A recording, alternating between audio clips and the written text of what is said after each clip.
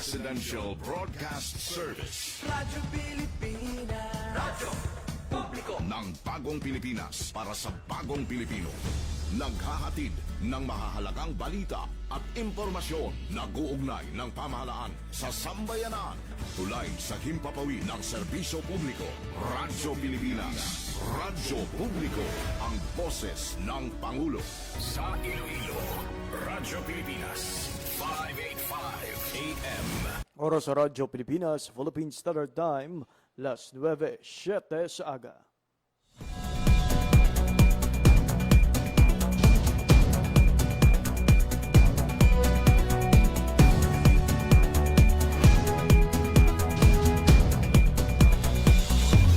Sa Western Visayas, Panay Island, na tinamaan itong island-wide blackout.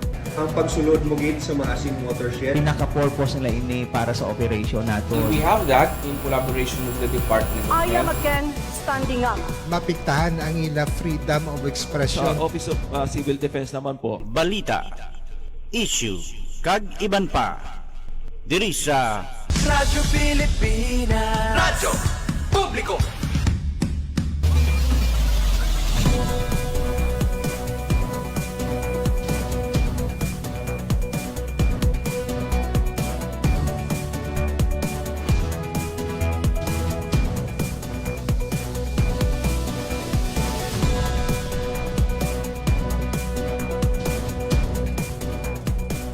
Pilipinas, mga Western Visayas, syudad kag probinsya sang Iloilo kag kutob sa malabutan sang amon pagserbisyo.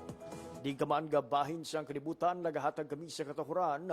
Maayong aga, good morning sa inyong tanan. Mga biyan, welcome sa isa naman edisyon sang pagpangalagad sang programa Balita, Issue kag Iban pa. Adlaw kada karon sang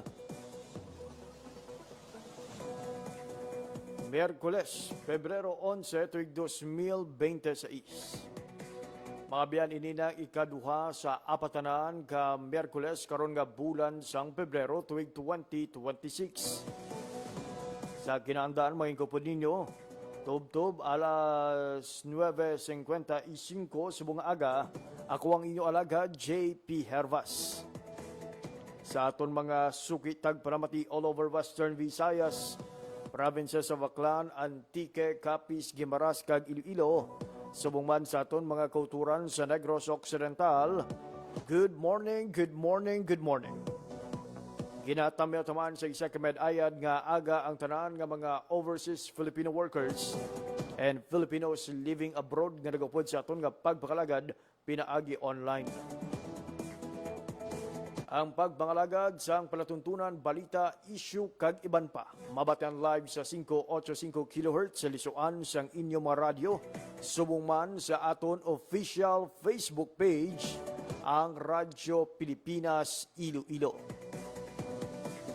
Dari sa aton sining mga kauturan ha, sa aton sining pagpangalagad sa mga aga, nakip sa aton nga pag-istoryahan ang epekto sang sining shear line sa bahin sang Negros Occidental. Umalin sang Lunes, mga biyan, pilag ka mga LGU sa Negros Occidental ang nagdesisyon nga magsuspende sang ila sila face-to-face classes bangod sang mga heavy rainfall warning nga ginpagwa sang Pag-asa. Tikon balikan naton sa nagligan nga simana, pilaman ka mga LGU sa nasambit nga probinsya, lakip na ang Bacolod City, ang nagpatuman man sang suspensyon sang klase, bangod sa ginapananaw epekto sang bagyong Basyang. Balo naton with PDRMO Negros Occidental, kamusta ang ila sini monitoring, preparasyon, kag ano na ba ang mga nangin epekto sang shear line sa ila sini nga probinsya. By the way, today mga biyan is a holiday diri sa bugos nga Panay.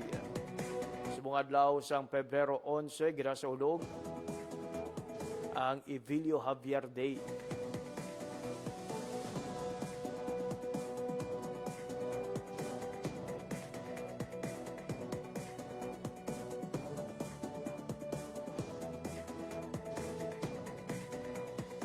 Subong mabiyag na sa ulog naton ang ika-40 nga anibersaryo sa pagkabaganihan ni Governor Evilio B. Javier nga iya sini nga kaisog kagang iya sini nga panindugan batok sa hustisya nagserbeng nga mitsa nga nagbulig maagod nga ma-restore o kon mabawi ang demokrasya matapos ang 1986 snap election. Sacrifice lives on as powerful reminder nga ang kahilwayan is never free. It is defended by those willing to stand firm for what is right.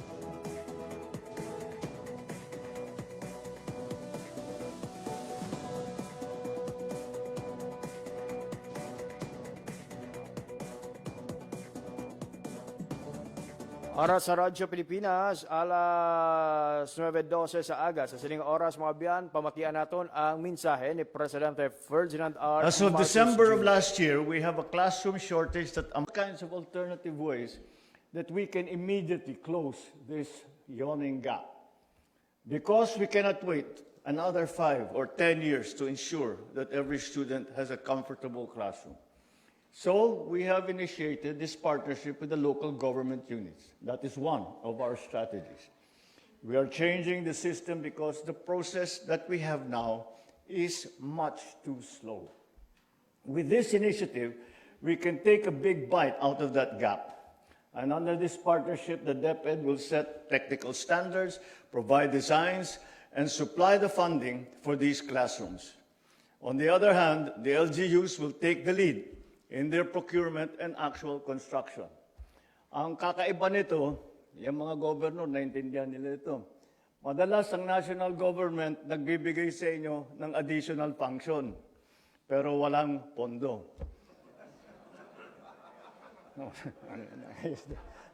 Well understood ng ating mga provincial leaders.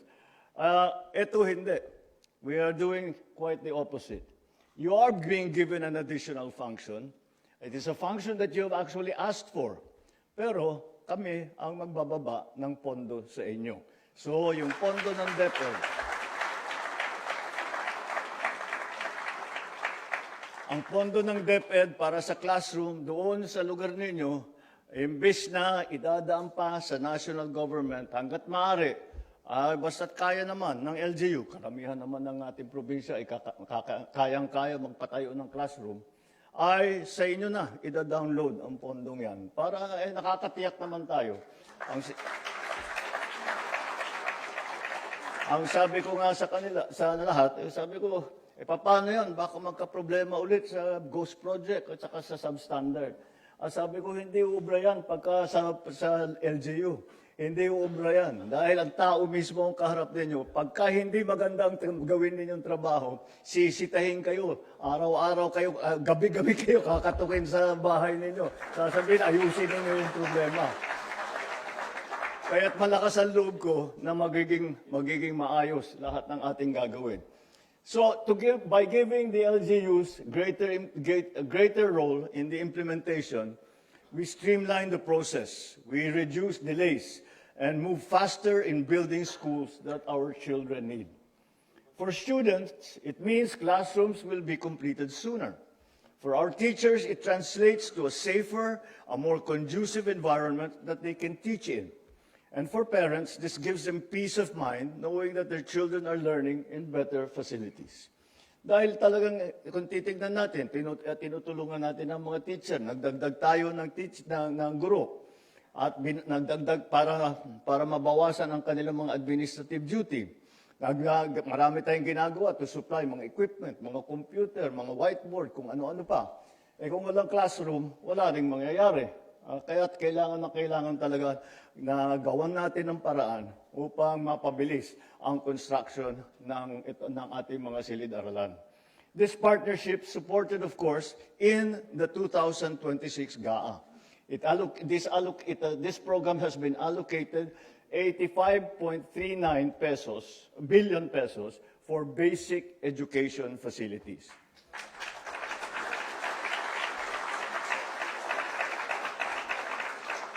Through this MOA, we are ensuring that these funds translate into tangible results through a strict performance-based framework.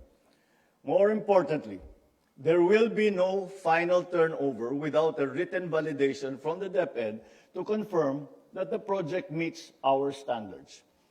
Ladies and gentlemen, we must practice full transparency in implementing this MOA, or any government project for that matter.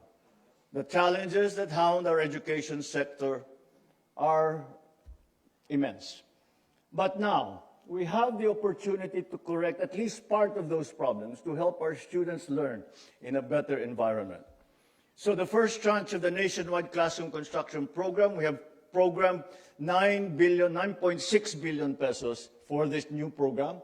And of this fund, 4.1 billion pesos is allocated for our provincial governments for the construction of approximately 1,200 classrooms.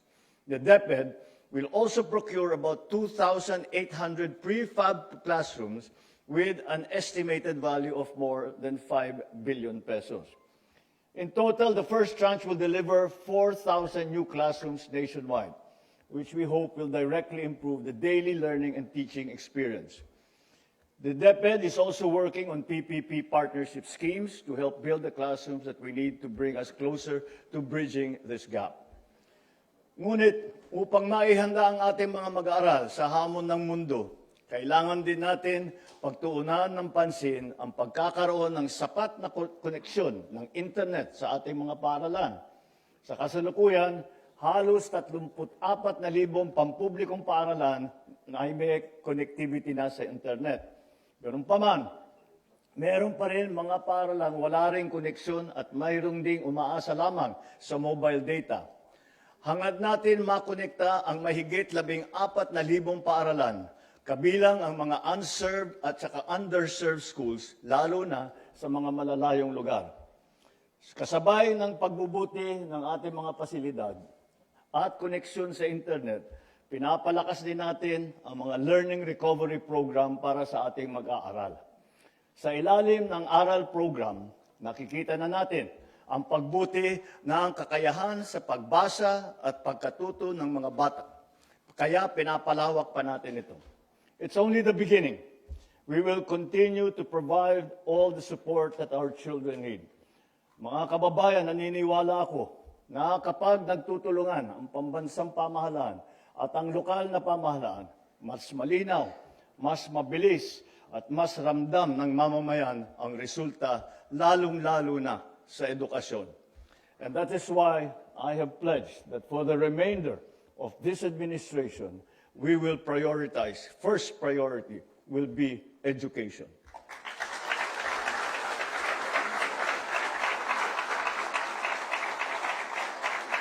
Let us all work together as we ensure that our children will get the education that they deserve in this age of bagong Pilipinas. Maraming salamat. Mabuhay tayong lahat. Mabuhay ang bagong Pilipinas. Thank you, Mr. President. And now, may we request the President to kindly grant us a group photo downstage. Likewise, may we request all our...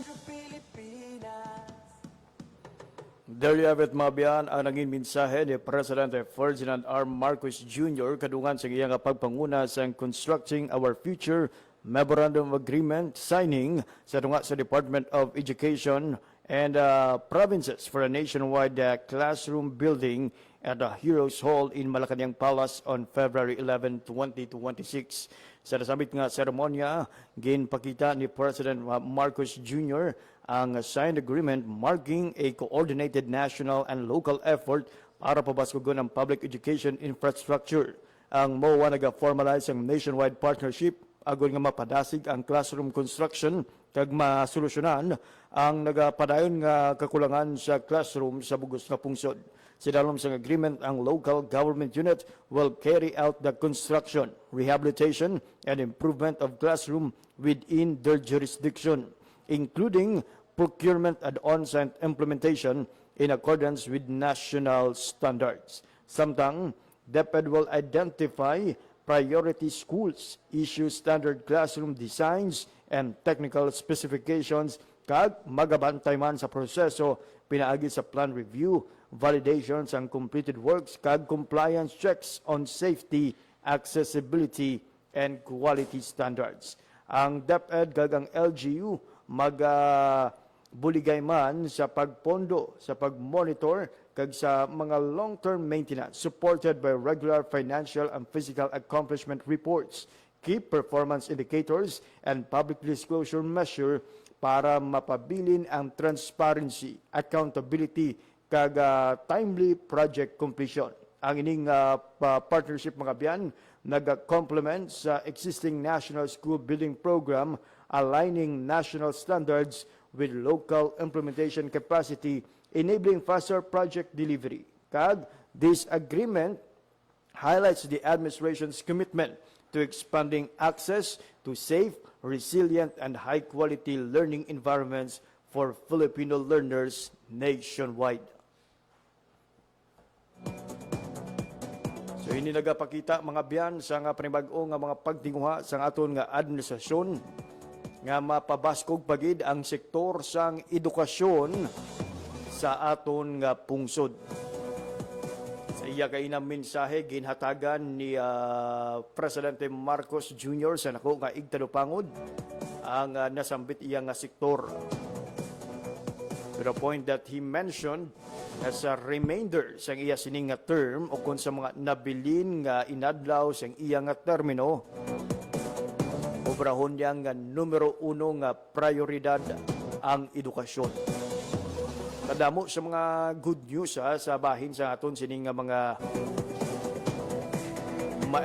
maestro o kung mga manunudlo nagsubong man sa mga estudyante. Kadamo sa mga interventions nga ginapalabot karon ng aton sining nga gobyerno. Hindi lamang sa aton sining nga mga estudyante, kundi pati na sa aton nga mga manunudlo. O sang sining karon lang may giniwat nga massive promotion sa mga teacher 1 nga nanging teacher 4, teacher 2 to teacher 5, and teacher 3 to teacher 6. Kung mas mataas ang sweldo sa aton sining nga manunudlo, it will also result mga biyan sa mas inspiring, mas aktibo nga mga manunudlo naton. Kasi kung inspired sila nga magtrabaho, sino bala ang makabenepisyo sini kundi aton man nga mga estudyante. Okay, kadamo sa aton sini nga mga manunudlo, mga dekalidad naton nga mga maestro kag maestra. Kaya ginapamaayo na lang nga magabiya sa pungsod kag mangita sa nga oportunidad sa abroad bangod sa para sa ila magamay gid ang sweldo nga nagakabaton gikan diri sa aton sining nga pungsod. Pero with these efforts ang aton sining gobyerno, for as long as they are qualified, mayara sa massive promotion, somehow no ang aton nga mga kauturan nga mga manunudlo nga nagadumdum o kung nagapaminsar nga magbiyahe abroad para lang nga magpangita sa greener pasture, nagdesisyon iya nga magpabilin diri sa aton nga pungsod. And their capacities, their skills, ang mangin mapuslanon o kung mapuslan sa aton sining nga mga estudyante.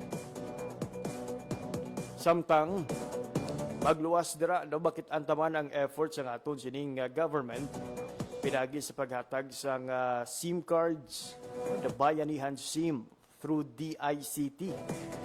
Kay antaman nga sa subho nga panyempo halos tanan nakasandig na sa internet. And that includes the education sang aton sining nga mga estudyante. Sa malawig nga tion no nagaagwanta sa kakulang sang signal, nagapamroblema kung diin bala makalaghap sang signal. Pinagi sa siling Bayanihan SIM, naging panagtag sang DICT, where we are providing na mga abyan sang access sa aton sining nga mga estudyante. Libre ini mga abyan nga ginahatag sang aton nga gobyerno with 25 gig kada bulan. Kagining provision mga abyan will last for 1 year. So sa ano bala nga may libre nga internet. Aside pa sina mga biyan may ara man sang free public wifi program Rin mga makita naton sa mga plaza, mga terminal, mga merkado publiko, kag pila ka mga opisina sang gobyerno. Samtang, kining karon lang, just this morning, ning pagpirmahan na mga biyano sa pagpatindog naman sang classroom, itinahangpan sa aton sining administrasyon nga madamo sa gihapon sa mga lugar nga ginakulang ang classroom. Hindi kita magsala mga biyan, the last nga administration nga nag-focus man sa pag-build sang madamo nga classroom is the administration of President Ninoy Aquino o President Noynoy Aquino. Sang time pa ni Pinoy, kung hindi ko magsala mga biyan, ang damo gid sang classroom construction. May mga pila ka story nga mga buildings itinahangpan sang aton nga administrasyon kung ano ka importante ang paghatag sang maayong kag komportable nga mga hulot klasihan sa aton sining nga mga estudyante. Try to imagine the situation sang pila ka mga kultura naton. Sa piyak sa modernisasyon, sa piyak sa mga development sa nunoy tuhay nga lugar, sila iya nagamantiner lang sa mga classroom nga tubtub sa karon, duta gihapon ang salog, kawayan gihapon ang pader, kag nipa gihapon ang atop. Igustuhon man sa mga manunudlo nga mahatagan sila sang mas maayo nga learning experience. But with the limited budget sang ila sining bulutuan,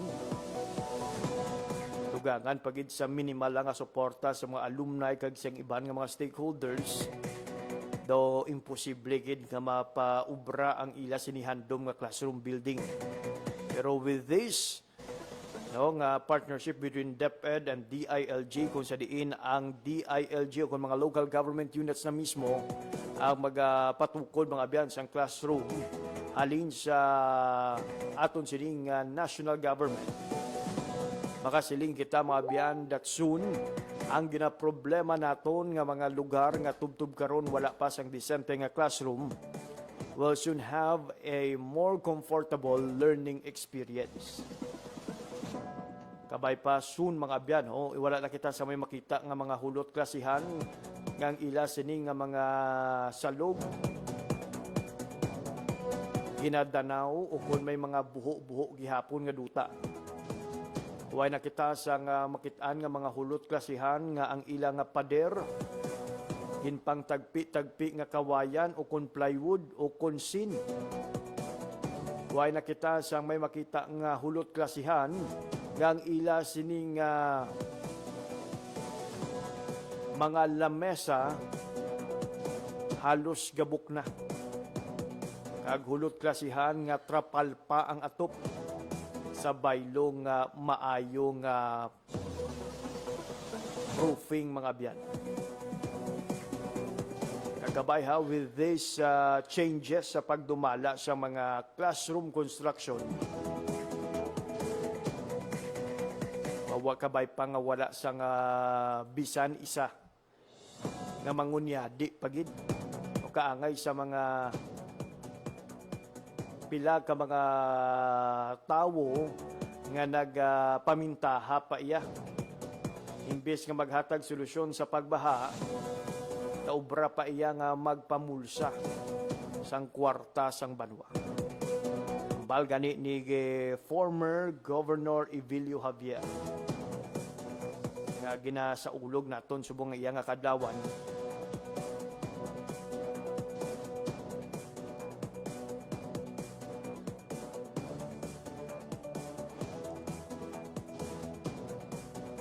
Ay may ginadumdum naton iya sining nga kamatayon.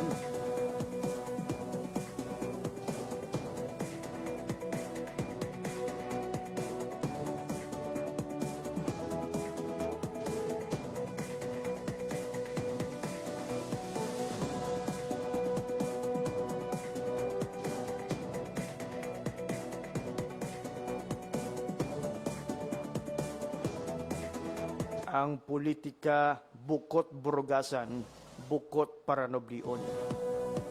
Gani kabay nga aton nga dumdumon nga ang budget sang aton sining nga mga nanuhay-tuhay nga ahensya para inaya sa mga pumuluyo. Hindi na bukot burugasan gagamito naton para sa aton personal nga interes. Kay bukot paranoblion nga ang mga posisyon iya sa gobyerno daw kamukamo na lang iya ang magabenepisyo. Oras sa Radyo Pilipinas, alas 9:32 sa aga. Check natin mga biyan ha, ang aton sining koneksyon sa Negros Occidental PGRMO. Kung okay na mga biyan, yung naton nga malabot kag himahibaluan ang mga latest nga monitoring sa nangin epekto sang shear line sa nasambit iya nga probinsya.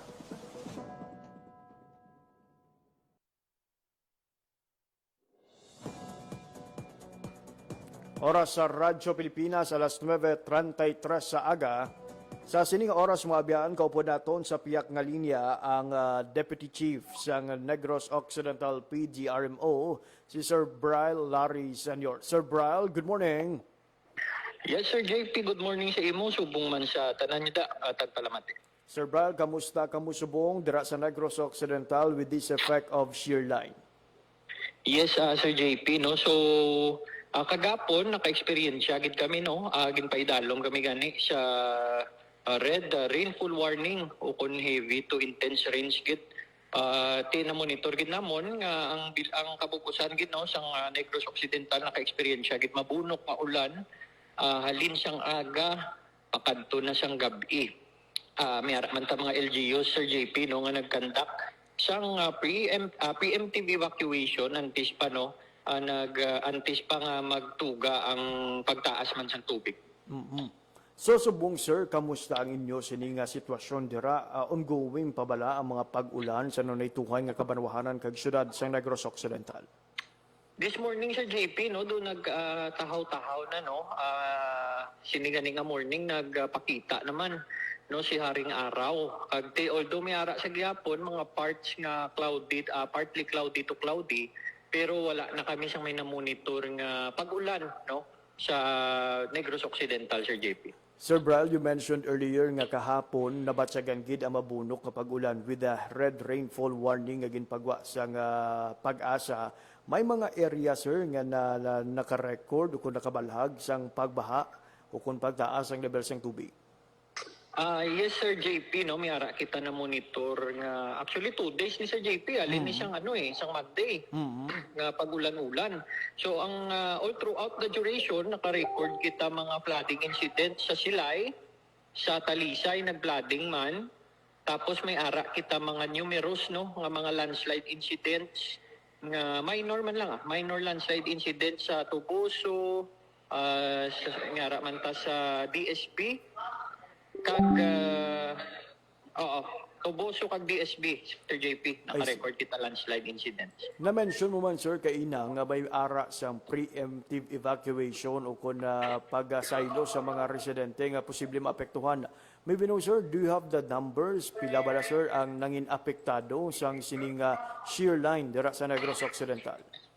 Yes, Sir JP, no. So based sa aton DSWD Dromic report as of 5 PM kagapon, total of tatlo ka mga LGUs nagconduct sang preemptive evacuation, mostly tanan gid ni, no, sa northern part gid sang Negros Occidental. So lakip na ding Escalante, Silay City kag EB Magalona. So a total of 263 families or 1,264 individuals, Sir JP. Pero as of this time, Sir JP, nagamatamat na gid, no, pinuli or decamp man ang aton nga mga evacuation centers. Kag subong may ara na lang kita 13 families or 48 ka mga individuals nga ara pasubong sa sulod sa aton mga evacuation. Ining 13 ka pamilya sir nga na-mention nimo bag-ulang sa diin isa nga LGU sir nangin kabahin. Duwa na Sir JP, no, Escalante kag Silay City. Sir, other than that, may mga recorded kita nga na-stranded nga mga pasahero, may mga na-stranded sa mga terminal with this effect of shear line. So far Sir JP no, wala man kita recorded ng mga stranded passengers. No, although may ara pero local pero sa amon diri sa province wa diri nakapalabot kag wala man din no advice halin kay Coast Guard nga may ara kita mga suspension sa mga trips no. So wala kita sang na-record nga stranded nga mga passengers or sea vessels. Ayun. Sir Brian, kung balikan natin prior to this February iyang nga monitoring sa nangyigad nga Enero 31, sir, no, nagsugod na ang epekto sang shear line dira sa inyo, then nabuslan ini sa bagyong Basyang. Sa subong, sir, may ara na bala estimated amount of damages ang inyo sining probinsya kung pila ang dulot nga kahalitan sa agrikultura? Oh yes sir no. So with the tropical cyclone Basyang naman naka-record kita diri damages. So far ang na-record talang damages sa houses for example is 2 man lang duwa ka partially damaged malanga balay. Kag for agriculture naman mera kita na-record nga damages sa rice sa duwa ka mga syudad kag Banwa no. Total of 6 barangays, 32 farmers in total ang aton nga affected kag approximately no 23 hectares with a total cost no estimated total cost of damages naglabot sa 215,900 pesos. Ayun, so medyo dako man gawa, sir, no? And Sir Brian, as to response naman sa inyo sa inyong opisina o kung sa inyo sa inyong probinsya, ano na ang mga bulig na napalabot kag natala na nga ipalabot sa aton siningan Negros Occidental Provincial Government? Yes sir no. So amo nang isa gyapon sir kada may ara kita nga mga ginabantayan no nga mga palabuton nga mga hazards pareho na sang bagyo be. Naka-heightened alert no, naka-heightened alert ang PDRRCEOC. Tapos pareho to sang last nag-deploy kita water search and rescue team with wasar truck na no consisting of 8 personnel. Sa babaw may ara kita sa northern no kag sa southern nga naka-preposition in case nga may ara sang need no for augmentation. And kagapo naman Sir JP no to augment man liwat ang mga response operations sa aton nga mga local nga mga government units. Nag-preposition kita liwat sang isa ka wasar team dito sa babaw sa Escalante. Ayun, so padayon gid ang pag-alalay sa aton sining provincial government to see to it nga wala sang ligrenseng mabayaan o kon mapabayaan sa tiyon sang kalamidad. Sir Brian, ano naman ang inyong panugyan sa tanan nga mga ligrenseng nga nagapamati subong, especially nga even nga nagapakita na si Haring Adlaw may ara sa gihapon pamahog sang posible pag-ulan dira sa inyong probinsya? Yes, correct gid Sir JP no. So padayon gid kita sa gyapon no nga mag-monitor sang latest nga mga weather advisories kag weather updates gikan man no sa mga official agencies naton.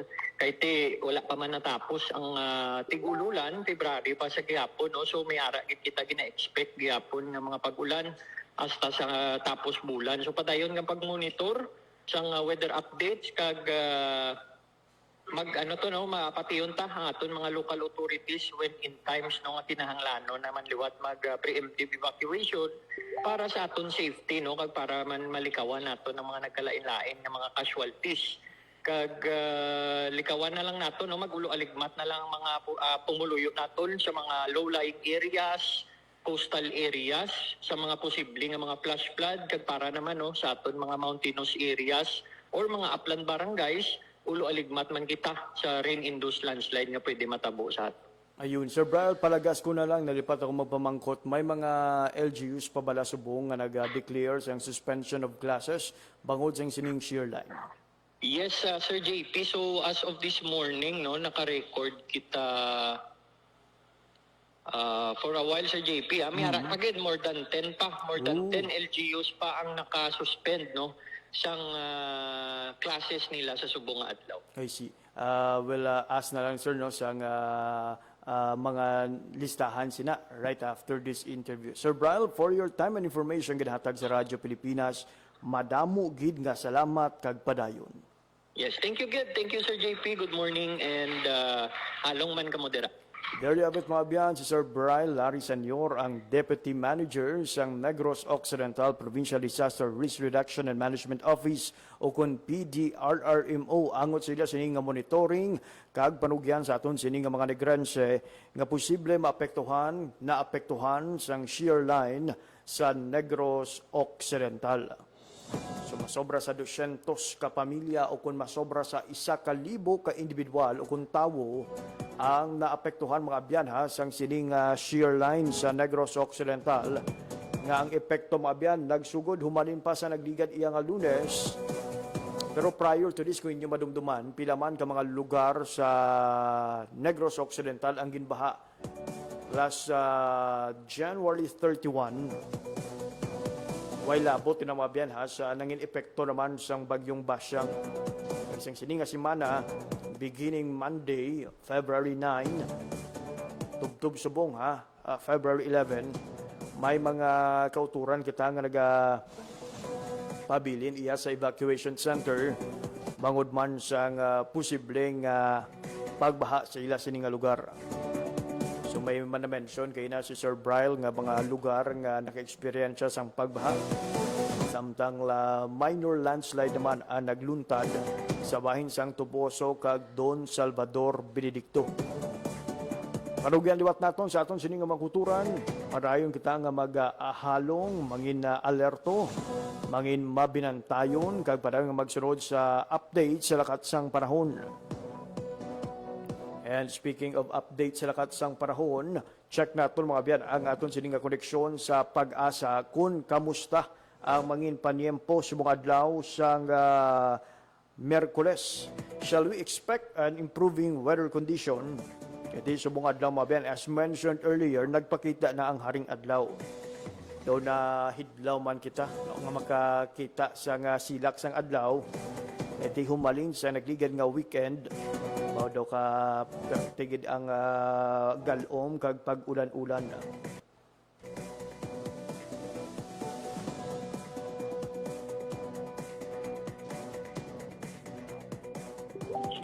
Oras sa Radyo Pilipinas, alas 9:44 sa aga. Sa sining oras, kaupo naton sa piyak na linya, we have Sir Charlie Depras ang DOST Pag-asa. Sir Charlie, good morning. Yes, sir. Maingay gano'n may aga sa talagang nagpalakati sa Radyo Pilipinas. Diyari ka ng paulay kalakas sa panahon sa Ronyad daw. Miyerkules sa Pebrero, 2026. Fairline nag-apikto sa Visayas. Northeast Monson naman nag-apikto sa Luzon. Tungkol sining sistema, ang aming lumawas sa Visayas, padayon sa gihapon, bago ang magalamod niya kalangitan. Expect natin may mga scattered, yung mga pagulan, isolated thunderstorms, dalas ang shoreline. Nakasara, tutong mabasog na hangin, magaling namin na nasindangan, magadalas ang makasarangan, tutong mabasog na susulod sa kanagatan. Ang kansabang temperatura, ang 24 tutong 30 degrees centigrado. At daw, nagpunta sa 11 na sa aga, magatunod, alas 5:57 karon sa mga. Ikaw na pinakawin naman sa panahon, di ka sa ili Pag-asa. Sir Charlie, sa aton sining nga makuturan nga perhaps nagalook forward nga mangin mainit ng aton nga panyempo ang ining nga pagsilak sir sang haring adlaw. Lauman bala naton ining nga magpadayon ini tubtub sa weekend, especially nga madamo sa aton makuturan ang natalana nga magbiyahe, maglagaw, mag-date bangod sa Valentine's Day. Yes, sir. No, sa gihapon, napisado kita sa ining shoreline. Expect natin sa gihapon ang sa Visayas may mga scattered nga mga pagulan sa mga experience. Pero so far, ang shoreline nato na medyo medyo nagpataas na, sir. Ayun. Sir, sa amon sini na ginadangpan o kung na gina-check karon nga satellite image, do may ari sir sa nga may low pressure area ni sir ang develop sa babaw sa nga Leyte area, sir. So far, may harap kita ang sa babaw ng kita nato, sa Edison Fairline. Pero sa may banda, sa may datot sa may bahay sa Mindanao, may mga circulation kita na sikatan. Pero as of now, hindi pa yun sa LPA, ay sa play ni ka circulation. Kag pareho na ito sa pag-monitor, sir. Ayun. So with that sir, ang imo sining nga panugyan sa aton sining nga mga kauturan, especially sa aton sining nga mga magagmay nga mangingisda nga naga pamati subong iya nga hapon. Subong nga aga. Yes, ang at sa aton mga pumuloy, sa gihapon, maghalong kita, magalit magpagod, isa na wala kita sa mga banal sistema kung LPA sa par. Mayroon kita sa sa gihapon nga nagapit to diri sa aton sa may Western Visayas. Kaya aton may mga scattered na mga pag-ulan sa mga experiencehan, mga isolated thunderstorms. Lalo na sa aton mga sakay sa dagat na mga magagmay natin ng mga sakay sa dagat. Ikaw na natin yung magkaya sa kalaran pagod natin yung karagatan as of now is moderate to rough, kaya delikado ka maglayat. Kasi na mga gagmay yung kasaya sa dagat. Ayun, madamo gyud salamat Sir Charlie Depra sa imo sini balita kag oras ginhatag sa Radyo Pilipinas. Welcome sir, mangyada sa liwan. There you have it, mabiyan latest update sa lakat sang panahon gidudong sa aton sang Pag-asa Iloilo. Alas 9:47 sa aga. Uy, sa mga nagapangita trabaho nga mga bakulod noon, ang Peso Bacolod magatanyag mga biyan sang Valentine's Job Fair 2026. Iwatod ini mga biyan sa maabot nga Sabado sa SM Bacolod. Umalin alas 9 sa aga tubtob, alas 5 sa hapon. Pasobra 9,000 ka trabaho ang pagabuksan nga igatanyag mga abyan sang 70 ka mga kompanya nga nagatanyag sang trabaho lokal kag abroad. Kadi sa aton sining nga mga kauturan nga upod sa sining nga job fair sa mga job seekers naton o magdala sa madamo nga resume, mag-abot sang temprano, mangin ready sa interview, kag kabay buksan ang inyo tagipusoon sa mga bag-ong oportunidad sa trabaho.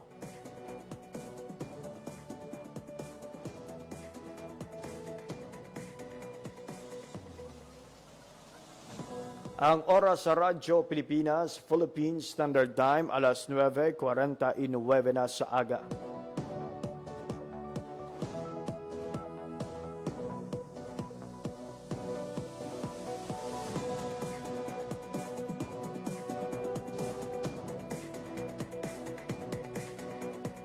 Again, sa aton sining mga kauturan, tub-tub, subong, o kuna subong adlaw mga biyahan, nagapabilin nga close ang madamo nga mga opisina sa gobyerno.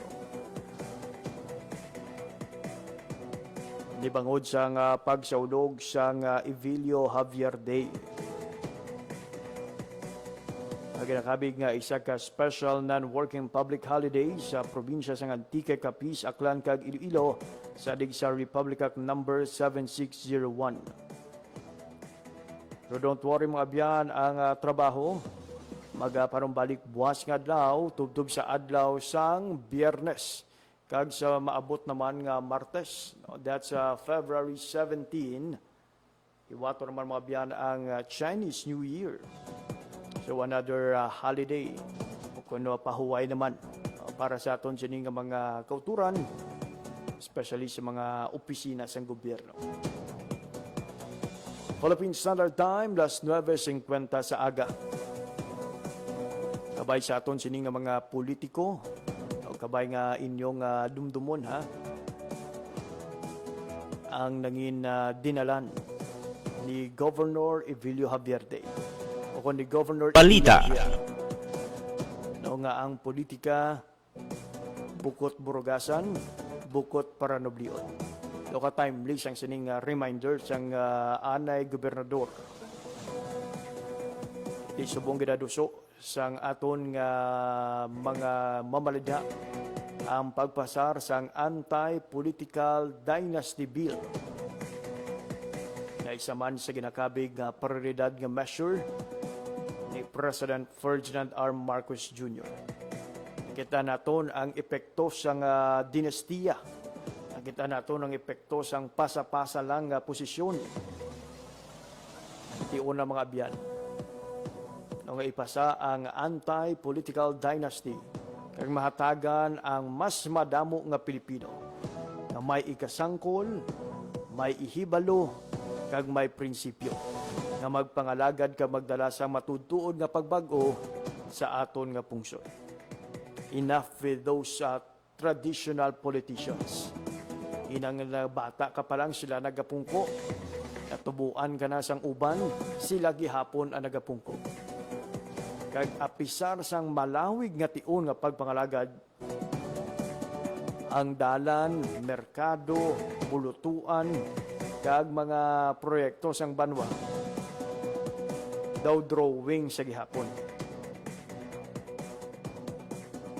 Alas 9:52 sa aga, way nakita sang oras nga nabilin sa aton nga pagpangalagad. Dirinig lamang kutob atong edisyon sa bukadlaw sang Miyerkules, Pebrero 11, tuig 2026. Sa ngalan lamang sa akon mga katuwang teknikal, Mr. Vermore Aventura sa studio, kag Mr. John Magallanes sa transmitter. Ako naman ang inyo ng inalaga, JP Harvas. Madamo nga salamat sa inyong pagpamati. Maayong aga, Pilipinas. Balita, issue, kag iban pa. Diri sa Radyo Pilipinas. Radyo Publiko. Radyo Pilipinas.